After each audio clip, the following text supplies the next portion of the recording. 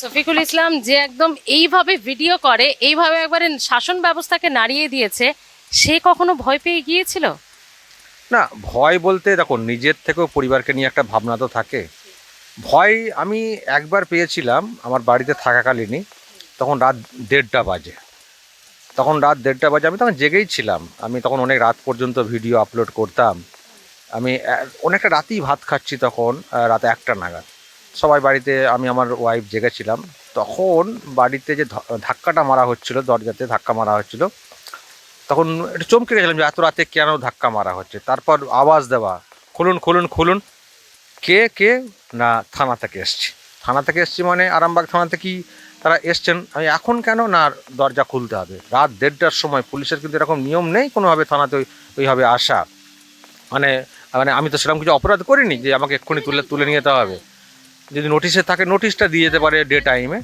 তো ওই ঠকঠক ধাক্কা এমন ভাব। তারপরে আমরা পাশের বাড়ি থেকে ফোনে জানতে পারলাম যে পুলিশ তোমার বাড়ির সামনে তো আছেই, তোমার বাড়ির বাইরে রাস্তা ধরে ধরে অনেক সব লোক যারা পুলিশের ড্রেসে নেই এরকম লোকও আছেন।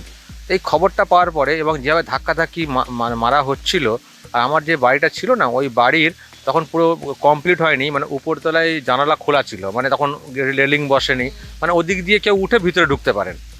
তো তখন ধাক্কা মারছে, আমি বেরোতে চাইছি না যে এত রাতে কেন আমি বেরোবো। তখন বলা হচ্ছে যে না, খুলতে হবে এবং প্রচুর লোক শুনতে পাচ্ছি। তখন আমার কোথাও মনে হয়েছিল যে দরজা না খুললেও জানালা দিয়ে ঢুকে হয়তো ভিতরে তারা ঢুকে পড়বেন।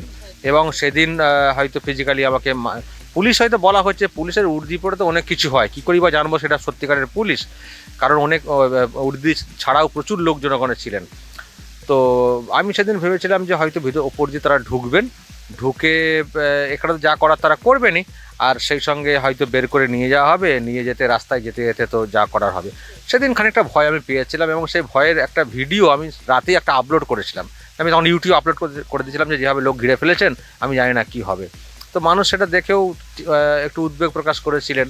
তো ওটা হচ্ছে এই চলাকালীন আমার একটা ভয় ছিল। দেখো, আমরা মানুষ তো যতই বলি আমরা কোনো প্রাণীর মায়া দেওয়া নেই, আরে প্রাণ তো শুধুমাত্র তোমার একার না, তোমার বাচ্চাদের কথা ভাবতে হবে, তো তোমার ছেলে মেয়ে আছে, সুতরাং একটা ভাবাই। আমরা যদি মৃত্যুর ভয় আমরা না পাই, আমরা কি আগুনে ঝাঁপ দিয়ে দিই কখনো? তো আমরা সাহস নিশ্চয়ই ধরবো, কিন্তু একেবারে নিজেকে অহেতুক মানে মেরে ফেলবো সেটাও তো না। আমাদের লড়াইটা জারি রাখতে হবে, এটা ছিল আমার উদ্দেশ্য। ফলে আমি সহজে কিন্তু ধরা দিতাম না। ধরার ওরা অনেক চেষ্টা করেছে, আমিও লড়াই করেছি, কিন্তু একেবারে সামনাসামনি চলো ধরে নাও নিয়ে চলে যাও ওই রকম না। আমরাও কৌশল অবলম্বন করেছি, ওরাও নানান কৌশল অবলম্বন করেছে, কিন্তু পারেনি। একবার 20 সালে ধরে ফেলেছিল, অনেক দরজা ভেঙে টেঙে। এই হচ্ছে ব্যাপার। ফলে জীবনে ভয় আসেনি তা না, কিন্তু ভয়কে জয় করে আবার এগিয়ে গেছি।